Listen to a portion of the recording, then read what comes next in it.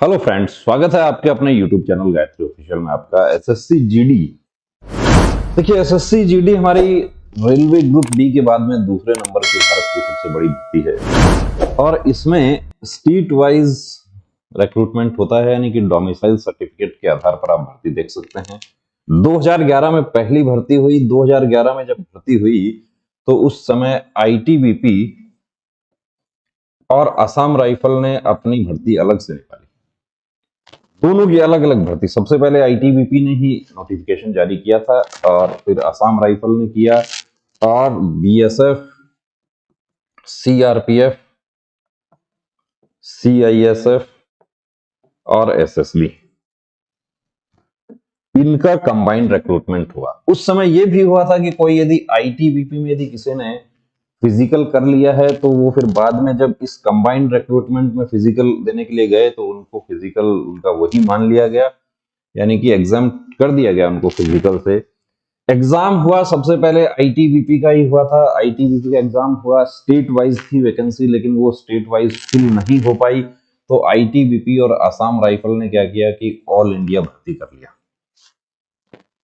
जब इनका रिक्रूटमेंट का रिजल्ट आता है उस समय भी वैकेंसी खाली रह गई बहुत सारे स्टेट्स में, तो एक रिजर्व लिस्ट निकाल दिया गया और वो रिजर्व लिस्ट के आधार पर जो खाली वैकेंसी थी वो फिल कर ली गई। लेकिन उस समय एक क्लोज ये लगा दिया गया, इसमें तो ऑल इंडिया भर्ती हो गया, 33 नंबर वाले भर्ती हो गए, उसके बाद भी खाली रह गया। यहां पर एक क्लोज ये लगा दिया गया कि नक्सल प्रभावित राज्य, जी एंड के, नॉर्थ ईस्ट की जो खाली वैकेंसी है वो दूसरे राज्यों को नहीं दी जा सकती। दूसरे राज्यों को नहीं दी जा सकती। 2012 में फिर भर्ती आई, उसमें यही रूल लागू हुआ, उसमें सबका कंबाइंड कर दिया गया।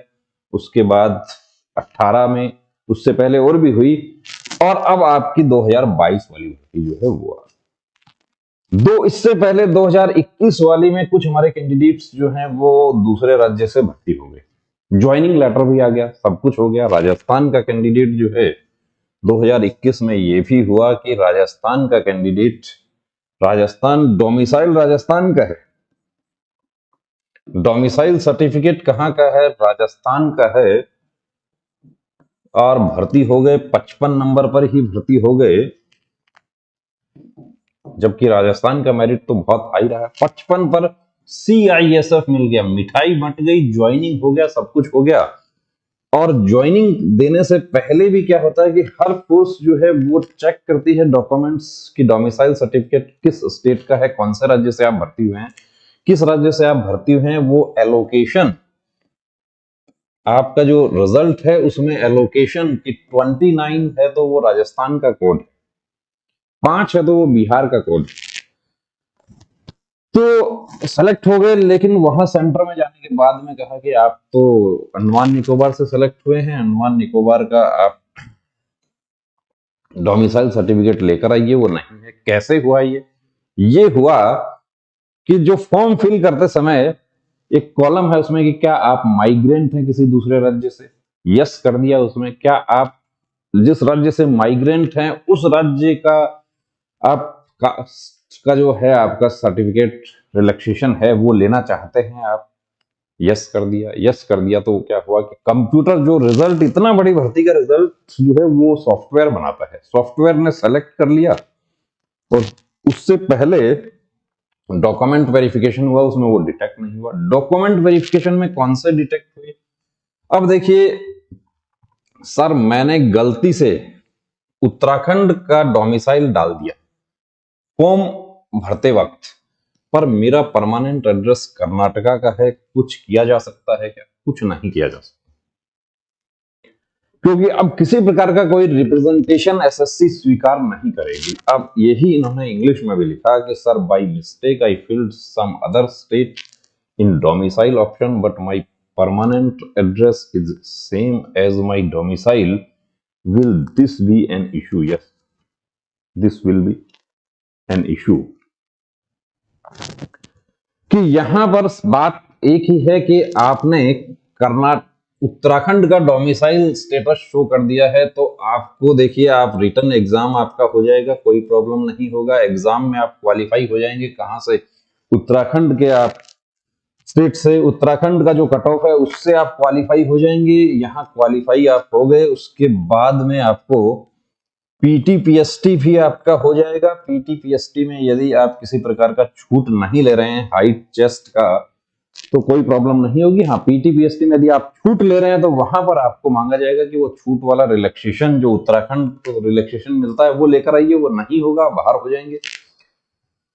उसके बाद रिजल्ट आ गया, आप क्वालिफाई हो गए मेडिकल के लिए, तो मेडिकल के टाइम पर आपका डॉक्यूमेंट वेरिफिकेशन होगा और उस समय आपको बाहर का रास्ता आपको दिखा दिया जाएगा। तो ये सारी मेहनत यहाँ बेकार हो जाएगी। अब इसका क्या सॉल्यूशन हो सकता है? इसका देखिए कोई सॉल्यूशन नहीं हो सकता। इसका एक सॉल्यूशन ये हो सकता है कि इसके लिए रिट पिटीशन दाखिल की जाए ऑनरेबल हाई कोर्ट को कि ये गलती से हो गया, मैं फॉर्म फिल करना मेरे को नहीं आता, कंप्यूटर ऑपरेटर ने फॉर्म फिल किया था, उसने गलती से कर दिया। तो उसमें जरूर कुछ हो सकता है, लेकिन वो भी एक बहुत लंबी प्रक्रिया है। उसमें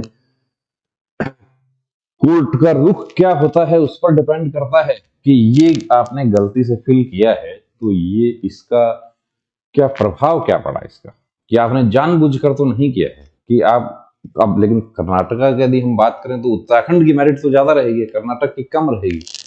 तो ये जो कैंडिडेट है इन्होंने देखिए फॉर्म फिल करने में जो गलती किया उसकी वजह से इनकी सारी मेहनत यहाँ बेकार हुई थी। अब ये रिटर्न में बहुत अच्छा स्कोर करते हैं लेकिन उसके बावजूद भी ये बाहर हो जाते हैं। 2021 की भर्ती में ऐसे कैंडिडेट ज्वाइन करने के बाद ट्रेनिंग सेंटर से वो लोग बाहर हो रहे हैं, वापस आ रहे हैं।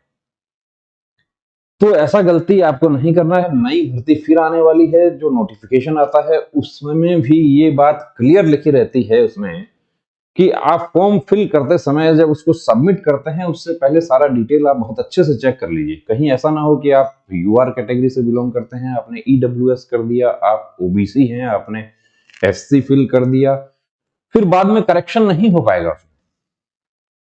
तो यदि ऐसा कोई गलती किया है तो देखिए इसका सॉल्यूशन जो है वो सॉल्यूशन तो इसका एक ही है कि ऑनरेबल हाई कोर्ट को अप्रोच किया जाए और ये गलती से हो गया, ये कंप्यूटर ऑपरेटर गलती से कर दिया। पिछली भर्ती में भी कुछ कैंडिडेट्स ने किया था, उससे पहले 2018 में भी किया और उनका सॉल्यूशन हुआ। तो सॉल्यूशन एक ही है, वो है हमारी न्यायपालिका, हमारा जुडिशरी सिस्टम।